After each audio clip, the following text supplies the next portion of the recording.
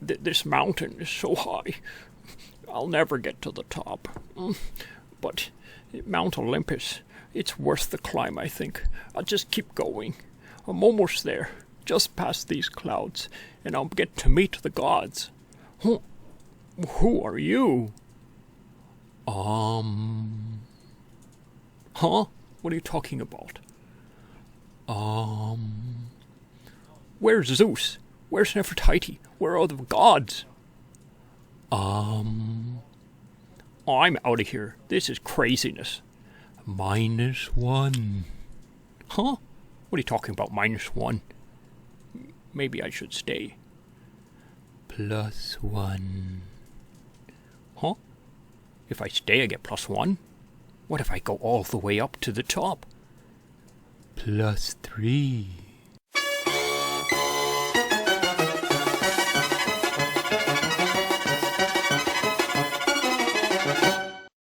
Hello and welcome to Caesar's Snack Sandwich. Today we're on Ethereum taking a look at Olympus. Olympus is a decentralized reserve currency issuer. Now, it has some similarities to an algorithmic stablecoin, but it's not an algorithmic stablecoin. But it definitely has some features that correspond with it. If you don't know what an algorithmic stablecoin is, I've done quite a few videos on different ones already. I've covered BDO in the past, which has gone to zero. I've covered Tomb, which is doing quite well currently. I've covered Frax and Iron, and they all kind of have a similarity to this, but they're different in their own ways, and they're all different from each other as well, so you kind of have to watch each video to understand the differences of each of those currencies, and you can decide what you believe based on this and based on those and so forth, what you think can happen, whether or not you believe in this or not. The token that they have is called an OHM token, and one of the major differences here is that they're not trying to peg the OHM token to another token. Like the Frax and the Iron and the BDO, they were all pegged to US dollar. They all wanted to stay at the same value of a US dollar.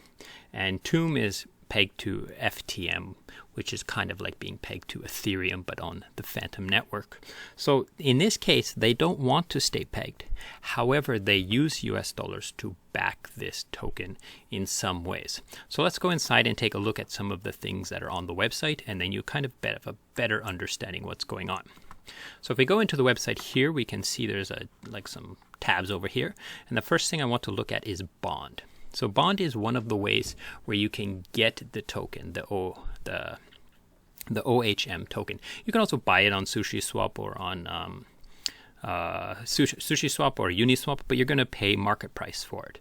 However, if you come here with these tokens here, then you can buy the OHM token at a discount in the future. So you basically buy the bond, and then in 5 days, they're going to give you the tokens that you're owed. Okay, so you're going to get a small discount on the current price. So the current price is $493 for one OHM token.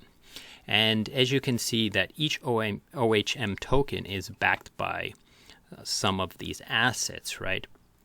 So some of these assets like DAI is basically like a US dollar, right? And Frax is kind of like a US dollar as well, right? It's an algorithmic, partially backed US dollar. It has USDC inside, but it also has FXX token inside. So these are basically US dollars. And then you have some LPs here. So let's take a quick look at the price history of the OHM token. As you can see, it's been doing pretty good. If we go to, let's go to a longer time frame, like 1 year. Then you can see it started off at 0 and it's gone down and up, and this is like a pretty much adoption. So at this point, people started to disbelieve in it and sell, and then it's going up and up and up and up, and then some people taking some profits or something. But the key thing here is they're not trying to, they have no mechanism that tries to bring it back down to $1. They only have a floor of $1. So one of the rules is that they will never issue more OHM tokens than they have DAI tokens inside their protocol. So they might add some other tokens in the future, like maybe if they put USDC here or USDT or something, then they would maybe add those to the rule, like, oh, those are considered $1 tokens and they're backed. So they would be okay as well. So if you look over here, we have market value of the Treasury assets. So currently there's $50 million, and you can see how the Treasury is broken down into different assets inside there. So that's basically these things inside the Treasury, because when you buy it, these things go into the Treasury and you get your OHM token. So this is the assets of basically everything inside the Treasury, and this is what they call risk-free tokens. As you can see, they consider Frax and DAI to be risk-free tokens, and because they can just use them to immediately to buy more OHM. So if OHM goes down below $1, that's when they have to kick in and start doing something. When OHM goes above $1, they just let it ride, right? But when it goes below $1, then they will start using the Treasury to buy it back up. So they will start using these DAI and these Frax. But the DAI and the Frax can always be used as a dollar to buy the OHM token. However, here we have OHM Frax and OHM DAI LPs. So this is a little more risky because they would have to dismantle the LP, and then they can only use half of it to buy more OHM. And then they're also decreasing liquidity in the pool and creating issues that way. So this is why they have a separation of risk-free value versus the market value and so forth. So what's the point of this? Like, what do you do? They have this thing here. Well, let me see if I can find it in the docs. Here. It's a very simple game theory of it's in everyone's best interest to stake the token. If there are two people and one person stakes and the other person stakes, it's like getting 3 and 3 points.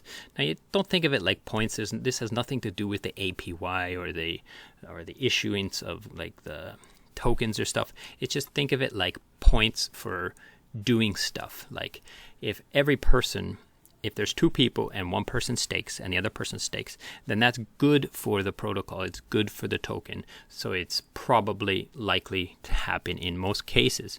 Because when people stake the tokens, then the token's locked up and it's not being sold, right?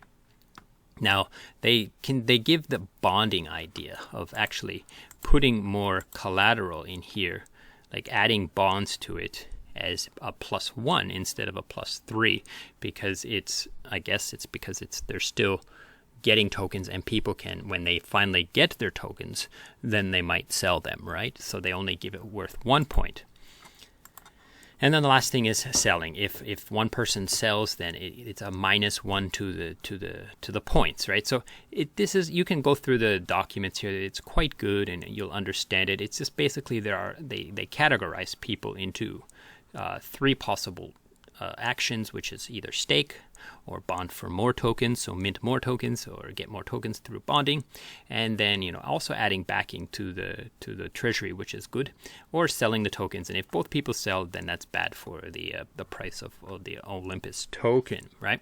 So when you stake it, you're basically going to just get the issuance, because they're just going to keep sending out tokens, burning out tokens over time, and they're going to just keep minting more tokens and giving them to people who have staked. And the current staking APY is quite high. If you look here, it's currently at 15,400, but it was all the way up at 280,000 a few days, June 17th.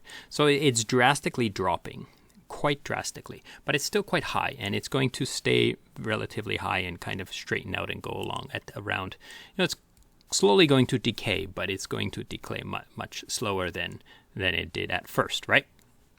It's like exponential decay, right?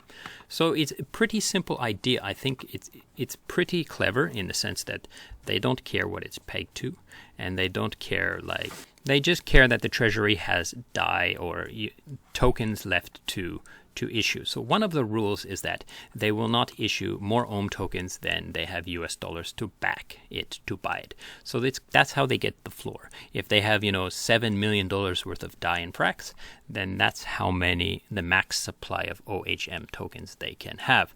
So that's how they kind of set the floor of how many tokens they can go. So it's kind of like an adoption-based protocol.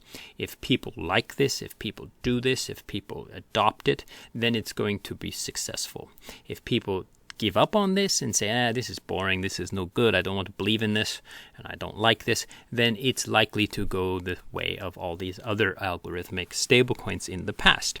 However, Frax has been held on very well. It's proven itself to be adopted. People like it, people enjoy it, people are like stabilizing it in that sense. So it's worth considering, okay? I wouldn't put all my money into this. It is an experiment, and you should take caution when you're trying to use something like this. And in fact, I currently don't have any money in this, and I'm still considering whether or not I should do it and where I should get the funds from to put into something like this. What options I should close down to take advantage of this if I wanted to. Now, there is one thing I would like to mention, in that there's this Glassnode article on it that goes quite in depth. I think this Glassnode article explains things very well, and it's worth reading. If you want to consider this protocol, I would highly suggest you visit this article and read it in full. It will give you a very clear understanding what's going on in here and how you can expect things to come out in the future, and what kind of things, what are the important aspects of this. You could read the docs too, but this is very well written and very clear and very concise. So I would highly suggest you checking this out. So that's pretty much it for Olympus. I hope this is useful. I hope you like this, and I hope it's interesting for you. There's not much to it. It's pretty straightforward, but there is a potential here for some high and very strong upside on this protocol, as long as there is adoption. Thank you so much for watching. Goodbye.